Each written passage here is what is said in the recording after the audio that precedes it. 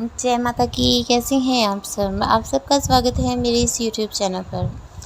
आज का जो टॉपिक है वो ये है कि जब दैवीय शक्तियाँ आपको छूती हैं तब आपके साथ क्या होने लगता है, वो अनुभव कैसा होता है, वो जब स्पर्श आपको होता है उस समय आपको क्या फ़ील होता है, सबके बारे में आपको बताया जाएगा। वीडियो में आगे बढ़ने से पहले जल्दी से मेरे चैनल को सब्सक्राइब कीजिए, बेल आइकन दबाइए ताकि मेरे द्वारा अपलोड की गई हर वीडियो की नोटिफिकेशन आपको मिल सके। तो चलिए बढ़ते हैं वीडियो में आगे। बहुत से लोग दैवीय शक्तियों का स्पर्श अनुभव करने के लिए प्रयास करते ही रहते हैं। काफ़ी लंबे समय तक मंत्र जाप करते हैं, मेडिटेशन करते हैं, हवन यज्ञ करते हैं और ये सोचते हैं कि हमें दैवीय शक्तियाँ स्पर्श करें। कुछ लोग ऐसे होते हैं जिन्हें अनुभव बहुत देर से होते हैं और कुछ लोग ऐसे होते हैं जिन्हें बहुत जल्दी अनुभव होना आरंभ हो जाता है। अनुभव जो है वो बहुत ही सुखद होता है। मंत्र जाप करते हुए जब आप खो जाते हैं, अपनी भक्ति में खो जाते हैं और शक्तियाँ आपको, जो सकारात्मक शक्तियाँ हैं, पॉजिटिव शक्तियाँ हैं, दैवीय शक्तियाँ हैं, जब वो आपको आकर स्पर्श करती हैं, उस समय जिस समय आप अपने आसन पर बैठे हुए भक्ति कर रहे हैं, उस समय जब वो शक्तियाँ आकर आपको छूती हैं, आपको स्पर्श करती हैं, तब आपके रोंगटे खड़े हो जाते हैं, सनसनी सी आपके शरीर में होने लगती है, आपको हल्की हल्की ठंड का अनुभव होने लगता है। क्या आपके साथ ये सब हो रहा है? जो भी मैं लक्षण आपको बताऊंगी वो लक्षण अगर आपके साथ हो रहे हैं तो समझिए कि आपको दैवीय शक्तियों ने छुआ है और आपकी जो भक्ति है, आपका जो पूजा पाठ है वो सही दिशा में जा रहा है। इसलिए वीडियो को स्किप नहीं करना है, ध्यान से सुनना है, ठीक है।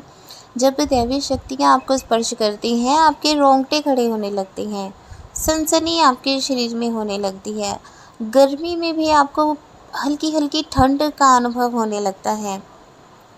तो ये लक्षण होते हैं कि दिव्य शक्तियों ने आपको स्पर्श किया है। आपकी आँखों से बिना रोए, बिना किसी कारण के ही आंसू आने लगते हैं।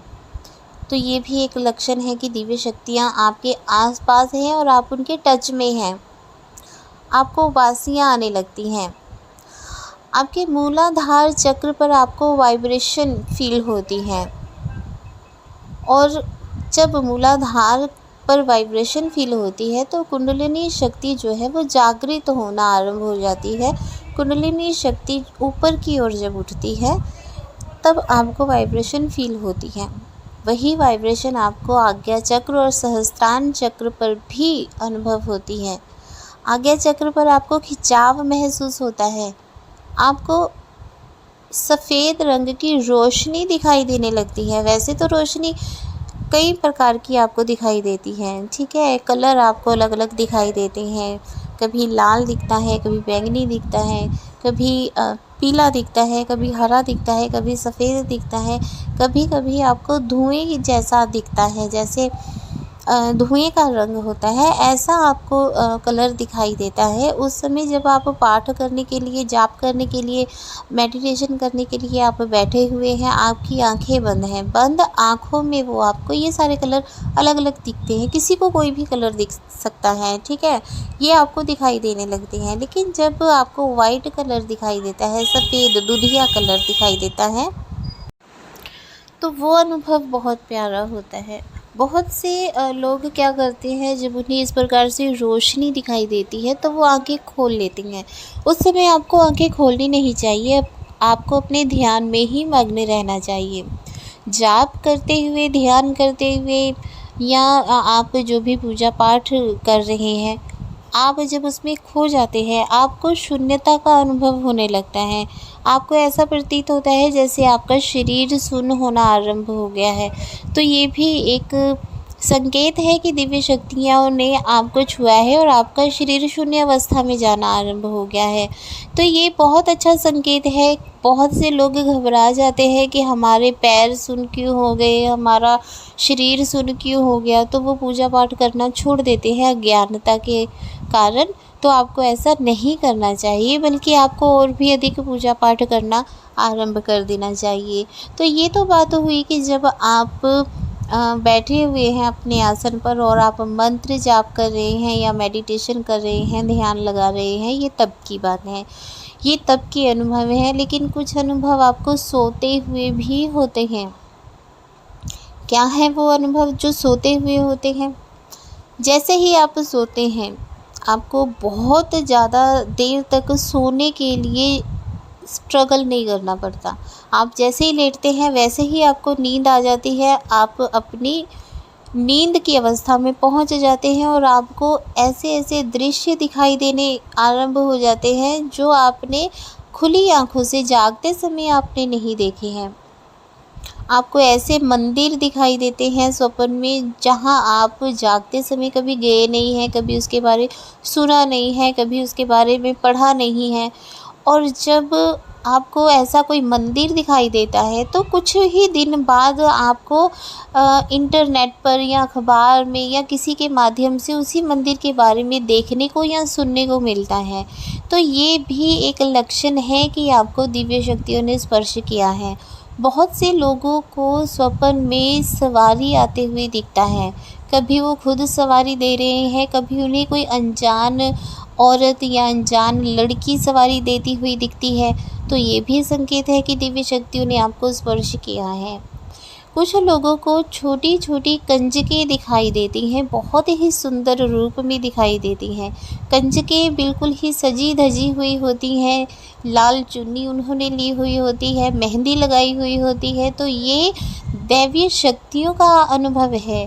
अगर आपको भी इस प्रकार की कंजकें दिखाई देती हैं तो आप बहुत ही सौभाग्यशाली हैं कि आपको साक्षात माता रानी ने दर्शन दिए हैं। और आपको अपनी भक्ति और भी बढ़ा देनी चाहिए। भगवान के प्रति आपको अपनी श्रद्धा और भी ज़्यादा दृढ़ कर लेनी चाहिए। बहुत से लोगों को महिलाएं दिखती हैं काले रंग में, काले कपड़े पहने हुए होती हैं, महिला का रंग भी काला होता है। तो ये भी एक संकेत है कि आपके पास माता काली जी आए हैं। ये उनका रूप हो सकता है, क्योंकि माँ का रूप जो है बहुत ही विकराल है और भयावह भी है। लोग डर भी जाते हैं उनके साक्षात दर्शन करके। इसलिए माँ अपने सौम्य रूप में जब देती हैं दर्शन तो इसी प्रकार से देती हैं। तो आप जब इस प्रकार से किसी महिला को देखते हैं, उस दिन आपको माँ काली के मंदिर में जाकर उनका धन्यवाद ज़रूर करना चाहिए कि माँ आपने मुझे दर्शन दिए, मैं बहुत सौभाग्यशाली हूँ कि आपने मुझे अपने दर्शन दिए। तो इस प्रकार के संकेत आपको होते हैं। स्वप्न में अगर आपको ज्योत दिखाई देती है, मंदिर दिखाई देते हैं, आपको बैल दिखाई देता है, आपको शेर दिखाई देता है, आपको स्वप्न में त्रिशूल दिखाई देता है, ओम दिखाई देता है, स्वास्तिक दिखाई देता है, तो ये भी संकेत है कि दिव्य शक्तियों ने आपको छुआ है, वो आपके आसपास हैं। तो इस प्रकार के संकेत अगर आपको भी मिलते हैं, आप नोट कीजिए कि इनमें से आपको कौन कौन से संकेत मिलते हैं। ठीक है, अगर आपको इनमें से कोई भी संकेत मिलता है तो समझ जाइए कि आपके आसपास से दिव्य शक्तियां हैं और वो आपको छूती हैं, आपको टच करती हैं, वो आपसे संपर्क बना रही हैं। तो आपको अपनी पूजा पाठ को और भी ज़्यादा बढ़ा देना चाहिए। अगर किसी को स्वप्न में नाग दिखाई देता है तो ये भी बहुत ही शुभ संकेत होता है, लक्ष्मी के आगमन का भी संकेत होता है। और जो नाग है वो भगवान भोलेनाथ का गण भी माना जाता है, तो ये भगवान भोलेनाथ की कृपा का संकेत भी है। तो ये भी बहुत अच्छा संकेत है। जब आपको ऐसा दिखाई देता है तब आपको भगवान भोलेनाथ के मंदिर में जाकर ज़रूर जल चढ़ाना चाहिए।